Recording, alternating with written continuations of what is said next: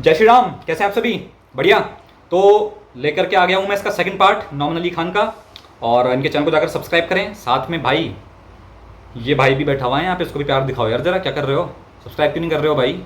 Subscribe करो फटाक से, बिल्कुल बेल आइकन दबाओ। ऐसी और वीडियो चाहिए अगर कोई कंटेंट आने वाला है दबा के। अब भाई साहब कंटेंट आएगा खतरनाक तरीके से, बिना रुके नॉन स्टॉप एकदम, एक के बाद एक कंटेंट आने वाले हैं भाई साहब। सब्सक्राइब कर लो फटाक से और बेल आइकन दबा लो ताकि नोटिफिकेशन आपके पास पहुँचे और सबसे पहला कमेंट आप कर पाएँ। ठीक है? अच्छा जी, तो ये वीडियो अपन करते हैं अभी, जो है कि आखिरी मुआवजा का वीडियो चल रहा था ये नौमान अली खान का। एपिसोड नंबर 3 है इसका। एपिसोड नंबर 3 के अंदर पार्ट 2 है। पार्ट 1 में कर चुका हूँ। अगर आपने नहीं देखा है जाकर के चेक करना, आई बटन पे मैं ये दे दूंगा आपको लिंक। ठीक है? तो जाकर के चेक करना, डिस्क्रिप्शन में भी मैं इसका लिंक डाल दूंगा। तो देखते हैं इसके आगे की बात। ठीक है? अभी इससे पहले जो है कि फ़िरौन का जो है कि काफ़ी एक फ़िरौन बड़ा चल रहा था। फ़िरौन तो उसका जो है कि एपिसोड, मतलब पार्ट 1 में उस पर मैंने काफ़ी बात करी है। तो अभी आते हैं इसके आगे की बात पर। अब रब के बारे में, रब का तर्जुमा किसी को पता है? बताओ भाई, मसला अभी ये कमेंट है कि सेक्शन में बता अगर दो तर्जुमा उर्दू में क्या है रब रब का का। तर्जुमा मालिक बुरा नहीं है, लेकिन एक आयत छोड़ के मालिक बाद का में तो पता लफ्ज चल ही दोबारा जाएगा, भी अभी तो बता आने दो। वाला है ना, मालिक यौमिद्दीन। तो अरबी में तो रब और मालिक में फ़र्क हो गया कि नहीं? तो अब इस फ़र्क को तो समझना ज़रूरी हो गया हमारे लिए, है ना? तो आप रब को अच्छी तरह समझ लें। रब के लिए 5 मायने जहन में रखने पड़ेंगे, या आपको जहन में याद करने पड़ेंगे। बाद में मैं टेस्ट करूंगा आपसे। रब का पहला माना है मालिक। मालिक। दूसरा माना है, अरबी में बता रहा हूं, उर्दू में तर्जुमा बाद में करेंगे। अरबी लफ्ज सीख लें थोड़े से। पहला लफ्ज अरबी में क्या है? मालिक। मालिक। दूसरा लफ्ज है सैयद। सैयद, ये उर्दू यार वाला मालिक सैयद नहीं है, अरबी सैयद वर्ड, साहब। मालिक मेरे को उर्दू लगता सैयद है। अरबी में कहते हैं सरदार को। सरदार को, जिसकी ओह। अथॉरिटी होती है ना। पुलिस वाला जब आपको रोकता है ना, तो उस वक्त वो सैयद होता है। जब कोर्ट में आप होते हो और जज बैठा होता है ना, तो उस वक्त जज क्या होता है? सैयद। सैयद होता है। हुक्मरान भी एक तरह का सैयद होता है। कबीले का जो बड़ा होता है वो भी सैयद होता है। घर का बड़ा भी सैयद होता है। तो सैयद उसको कहते हैं जिसकी कोई ना कोई सरबराही हो, उसकी अथॉरिटी हो। ठीक है ना? पहला मायना बिल्कुल। क्या था? मालिक। दूसरा मालिक। क्या था? सैयद। सैयद। और सैयद के मायने सरबराह, सरबराह या सरकार। ओके।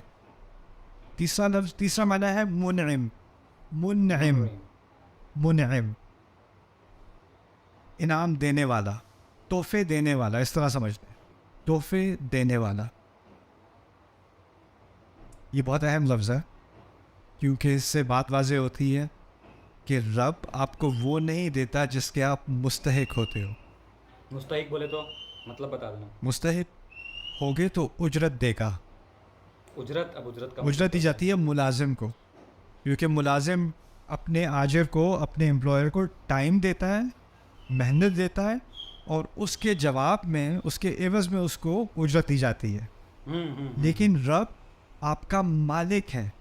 क्योंकि वो मालिक है, आपका कोई हक है ही नहीं। वो आपका पूरा पूरा सरबराह है, सैयद है। आपके कोई राइट्स हैं ही नहीं। तो जब वो कुछ देगा, तो वो सैलरी नहीं देगा, पेमेंट नहीं देगा, उजरत नहीं देगा। क्या देगा? इनाम देगा। सो वो मुनइम बन गया, तोहफे देने वाला। उपहार जो कुछ देगा। देगा वो तोहफा होगा। नहीं देगा तो मैं कंप्लेन नहीं कर सकता। हाँ। देखिए, आपका एम्प्लॉयर आपको नहीं देगा ना आपका पे चेक, तो आप कंप्लेन कर सकते हो, क्योंकि आपकी एक अरेंजमेंट है। लेकिन रब जब देगा तो शुक्र, नहीं देगा तो मैं पूछने वाला कौन हूँ? मेरा तो है ही नहीं वो। सही मुनइम। बात है। कितने हो गए? 3 हो गए। अच्छा। 3 हो गए। चौथा, अलमुरब्बी। अलमुरब्बी बड़ा अरबी का लफ्ज़ टिपिकल सा दोबारा। शब्द है यार। मालिक, सैयद, मुनइम, और फिर मुरब्बी। मुरब्बी कहते हैं अरबी में, जो पौधे को उगाता है ना, उसे मुरब्बी कहा जाता है। ओह। ओके। जो बागबान होता है ना, उसे भी मुरब्बी कहते हैं। किसान को भी मुरब्बी कहते हैं। क्यों? वो पौधे का दरख्त उगाता है। बहुत बारीक ख्याल करके उसके इर्द गिर्द के कीड़े वगैरह हटा के, उस पर हाँ, जितना पानी चाहिए उससे कम ज़्यादा ना हो, और उसको ज़्यादा आंधी ना आ जाए, बहुत ज़्यादा तेज़ धूप ना आ जाए, उन सब चीज़ों से बचा के जब वो पौधे की नशोनुमा कर रहा होता है, उस वक्त उसको मुरब्बी कहा जाता है। यही लफ्ज़ अल्लाह ताला मुरब्बी। ने वालदैन के लिए इस्तेमाल किया है कि वो बच्चों की तरबियत करते हैं। माई तरबियत बाप के लिए। मुरब्बी से निकला है। तरबियत यानी जिस ओह, तरह पौधे को उगाया जाता है, इसी तरह बच्चे ग्रोन का अप। ख्याल बहुत बारीक तरीके से किया जाता है। रब के मायने में मुरब्बी भी है। मुरब्बी जो बहुत ख्याल के साथ हमारी नशोनुमा करता है, हमारी नशो नुमा। तरबियत करता है। अच्छा। तरबियत का लफ्ज़ सिर्फ अखलाक के लिए नहीं, हमारे यहाँ तो अखलाक के लिए इस्तेमाल होता है, इसकी तरबियत अच्छी है, इसकी तरबियत ख़राब अखलाक है। मतलब तरबियत का डिग्निटी में। लफ्ज़ असल में अरबी में ग्रोथ के लिए होता है। किसी चीज़ को उगा रहे होंगे ना आप बड़े हो रहे हैं, आपकी आपकी क़ुव्वत में इजाफ़ा हो रहा है, आपकी अक़ल में इजाफ़ा हो रहा है, आपकी सलाहियत में इजाफ़ा हो रहा है, वो सब तरबियत कहा जाता है। अब कितने नाम हो ग्रोन अप, गए? जैसे आप ग्रोन अप हुए। 4। 4। अब आखिरी नाम मुरब्बी। क़य्यिम। अल-क़य्यिम। खय्यम। अल-क़य्यिम आसान लफ्ज़ है, कायम रखने वाला। कायम रखने वाला, अभी ये नई कंटिन्यू बिल्डिंग रखने बनी वाला। है, ठीक है? वर्क बिल्डिंग्स इन के साथ क्या प्रोग्रेस। होता है कि कुछ अर्सा गुजर जाता है तो उसको आपको मेंटेन करना पड़ता है। बिल्कुल। छत का ख्याल करना पड़ता है, फाउंडेशन चेक करनी पड़ती है, सीलन वगैरह लग जाए देखना पड़ता है, रेनोवेशन। मेंटेनेंस होती है। हमारे जिस्म के अंदर बहुत सारे सिस्टम्स चल रहे हैं, हाँ बिल्कुल। उन सब की भी क्या करनी पड़ती है?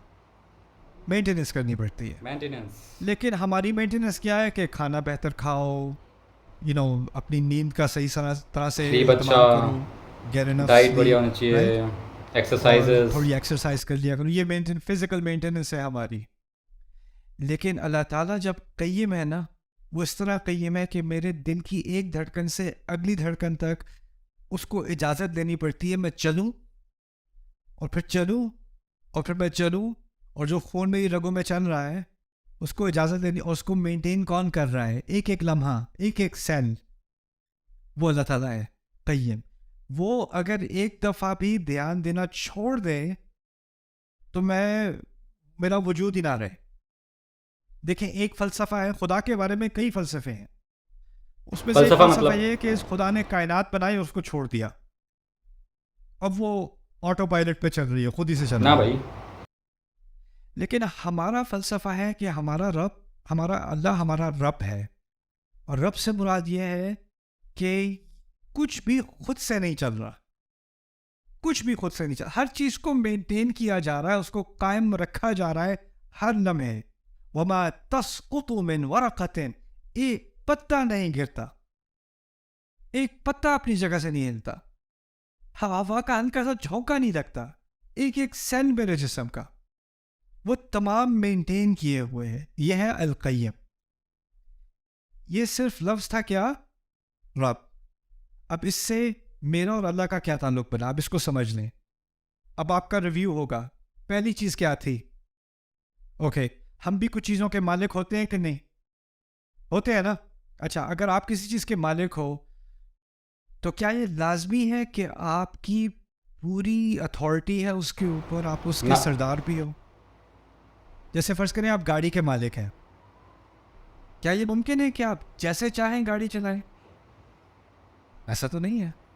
क्या ये मुमकिन है कि आप गाड़ी के साथ जो चाहे करें, कोई भी आपस में कोई आगे से इंटरवीन नहीं करेगा ना? आप में से कुछ होम ओनर हैं, आपने घर लिया हुआ है, क्या ये मुमकिन है कि आप घर में जो तब्दीली लाना चाहें लाएं? या हुकूमत पीछे से आ जाती है, या सोसाइटी आ जाती है, कहते हैं ये नहीं आप कर सकते, ये कलर आप नहीं यूज़ कर सकते, या आप बाहर ऐसे नहीं कर सकते? कुछ रिस्ट्रिक्शन होती है कि नहीं? आप ओन करते भी हो लेकिन फिर भी आपके को बिल्कुल। रिस्ट्रिक्शन होती है, नहीं? तो आप मालिक तो हो, सैयद नहीं हो। होता है कि नहीं? और कभी कोई सैयद नहीं होता होता। है लेकिन मालिक नहीं होता, वो तो वाज़ेह है। तीसरा नाम क्या था मालिक और सैयद के अलावा? अच्छा, क्या ये मुमकिन है कि आप किसी चीज़ को ओन करते हो, आपकी प्रॉपर्टी है, लेकिन आप उसका ख्याल नहीं करते? कभी होता है? किसी का बाग है, उसने छोड़ा हुआ बिल्कुल। है, किसी की गाड़ी हाँ है, होता उसका है। ख्याल नहीं कर रहा, किसी की साइकिल है, बाहर बारिश में जंग लग रहा है उसे, होता है कि नहीं? यानी आप ओन तो करते हो कायम लेकिन नहीं आप रख उसको रहे। कायम नहीं रख रहे। या आप ऑन तो करते हो, लेकिन आपने उसकी तरबियत का कोई एहतमाम नहीं किया, उसको मेंटेन नहीं किया, उसको डेवलप नहीं किया। होता है कि नहीं? अल्लाह ताला सिर्फ ऐसा रब नहीं है जो ओन करता है, यानी उसकी मिल्कियत तो है लेकिन फिर उसने 5 छोड़ चीज़ें होनी दिया। चाहिए। मालिक होने के बाद मुरब्बी, सैयद, मुनाइम, मुक़य्यिद, और ये सारी चीज़ें मिलाकर क्या लफ्ज़ बना? हम्म। रब। तो इसका भी मैं पार्ट 3 लेकर के आऊँगा। तो ये जो है कि उन्होंने 5 चीज़ें बताई, तो 5 चीज़ों पे जब आप टिक हो जाएंगे कि आप मालिक भी हो, आप सैयद भी हो, आप मुरब्बी भी हो, ठीक है, आप कायम रखने वाले भी हो, आप जब ये सारे हो, ठीक है, तो तब आपका कनेक्शन बनता है गॉड से। मेंटेनेंस कि आपने कोई चीज़ खरीद ली, अब वो आपकी हो गई, लेकिन आप उसका ध्यान नहीं रख रहे हैं, पड़ी हुई है कहीं, छोड़ दी, तो यहाँ से भी आप फिर जो है कि एक मात खा गए। आपने अगर उसको ऑन किया है तो उसकी मेंटेनेंस भी आप ही को करनी है, ठीक है, तो वो चीज़ है, ठीक है। बाकी ओनर जो है कि आप किसी भी चीज़ के हों, ओनर हों, तो at the end of the day आप ओनर किसी भी चीज़ के नहीं हैं।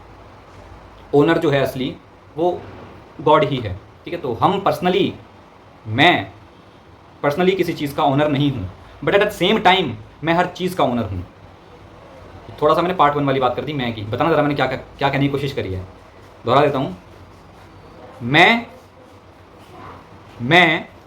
किसी भी वस्तु का स्वामी नहीं हूँ, किंतु मैं हर वस्तु का स्वामी हूँ।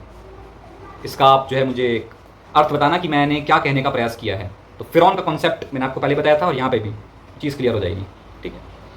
ये हो गया। बाकी इसका लास्ट पार्ट बचा है, अभी लास्ट पार्ट लेकर के आते हैं, है ना। तो लंबा वीडियो था तो पार्टों में कर लिया, क्योंकि फिर ना अपलोडिंग में आती है दिक्कत, इसलिए लंबा वीडियो नहीं करता हूँ मैं। पार्ट में करो, इजीली अपलोड जाती है वीडियो फिर, है ना। तो थर्ड पार्ट इसका लेके आएंगे। बाकी अगर आपने अभी तक मेरे चैनल को सब्सक्राइब नहीं किया है, चैनल को सब्सक्राइब करें, बेल आइकन प्रेस करें, ताकि आपको ऐसे ही और वीडियो जैसे मैं अपलोड करा करूँ आप तक फट से उसका नोटिफिकेशन पहुँच जाएगा और आप उसको उसी टाइम खटक करके वॉच कर लिया करें, है ना, और मज़े करें, ठीक है। तो उसके लिए सब्सक्राइब करें, बेल आइकन को प्रेस करें, और ऐसे ही और वीडियोस मुझे सजेस्ट करते रहें। जो शब्दों के अर्थ मैं पूछता हूँ उसका अर्थ आप मुझे कमेंट सेक्शन में बताते रहें, और प्यार बांटें, अच्छी अच्छी बातें करें, ठीक है। बुरा ना बोलें, बुरा ना सुनें, और ये सब अपना बढ़िया तरीके से अपना लाइफ बिताएं, है ना। तो मिलते हैं अभी इसके थर्ड पार्ट में, तब तक के लिए जय श्री राम।